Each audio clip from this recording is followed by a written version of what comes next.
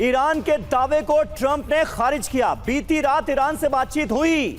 Iran media के दावे पर मुझे कुछ नहीं कहना, यह कहा है डोनाल्ड ट्रंप ने। ईरान की तरफ से देखिए क्या कहा गया था, यह जान लीजिए। ईरान ने यह कहा था कि कोई बातचीत नहीं हो रही है, डायरेक्ट या इनडायरेक्ट कोई बातचीत नहीं हो रही है, डोनाल्ड ट्रंप का षड्यंत्र है ये सब कुछ।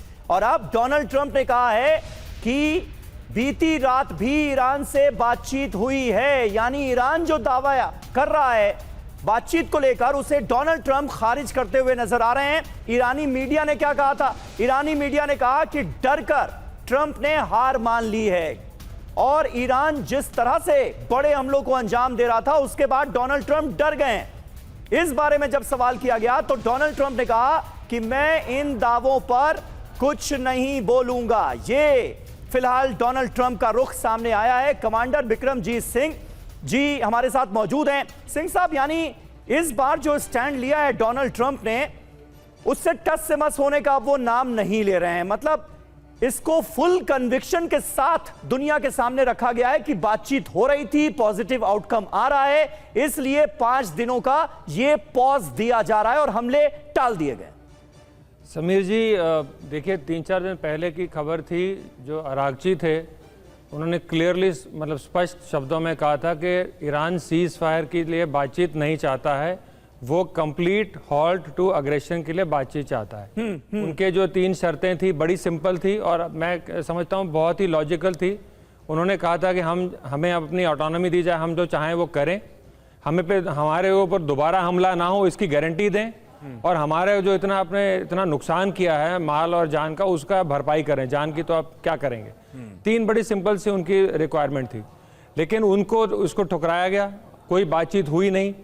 अब जब हालात ऐसे हो गए कि एक बात और कह दी गई थी कि गल्फ कंट्रीज में जहां जहां अमेरिकी बेसेस हैं वो भी हटाए जाएं, वो बेसेस हटाए जाएं, ये एक बहुत बड़ी शर्त रखी गई थी ईरान की तरफ। जी हाँ, ये एक बात, लेकिन बातचीत की वो तैयार तो थे कम से कम। हाँ। वो बातचीत के लिए तैयार थे, लेकिन तब कोई बातचीत करने के लिए इस साइड से तैयार नहीं था, ना इजराइल ना यूएस। अभी जब फिर देखा कि कल तो उन्होंने न्यूक्लियर साइट पे भी उन्होंने पलटवार किया है इजराइल में। और देखिए इसमें सबसे बढ़िया बात समझने वाली है कि अमेरिका की धरती पे आज तक बम कभी फटे ही नहीं।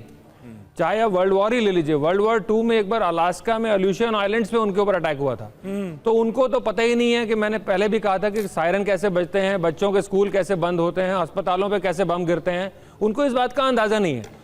तो उनको आदत है कि दूर आप किसी देश में जाइए, वहाँ पे तहस नहस कर दीजिए, उनको 10-15 साल पीछे कर दीजिए, अपने मरीन्स को आके गैलेंट्री अवार्ड दीजिए और अपना नॉर्मली कंटिन्यू रखिए। सही बात है। तो सेम अभी देखिए इजराइल जिसके पास रोज बमबारी होती है, ईरान जहां बमबारी होती है, क्या आपको लग रहा है कि वो इतने आराम से मतलब शांति से बैठेंगे?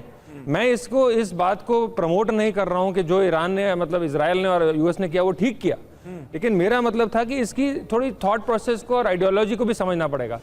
दूसरा हमें ये भी समझना पड़ेगा कि देखिए इजराइल के जो हेड हैं नेतन्याहू हैं, उनके पास भी मिलिट्री सर्विस है, आईडीएफ में वो रह चुके हैं।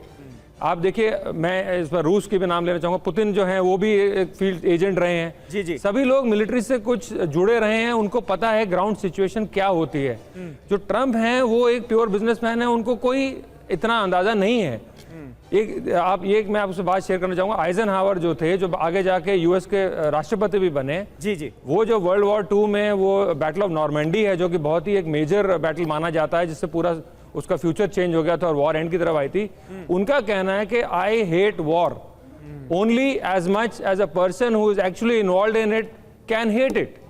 अब जो खुद जंग लड़े हुए हैं उनको पता है कि कितनी क्षति होती है, कितनी जान माल का नुकसान होता है और क्या क्या झेलना पड़ता है। लेकिन अब बिल्कुल सही बात है सर, जंगें रुकवाने का दावा तो खुद डोनाल्ड ट्रंप भी करते थे कि मैं अगर अमेरिका का प्रेसिडेंट बना दोबारा तो मैं जंग रुकवा दूंगा। लेकिन आने के बाद उन्होंने क्या किया, अपने दावे से बिल्कुल उलट काम, ईरान पर यह जंग थोपी गई।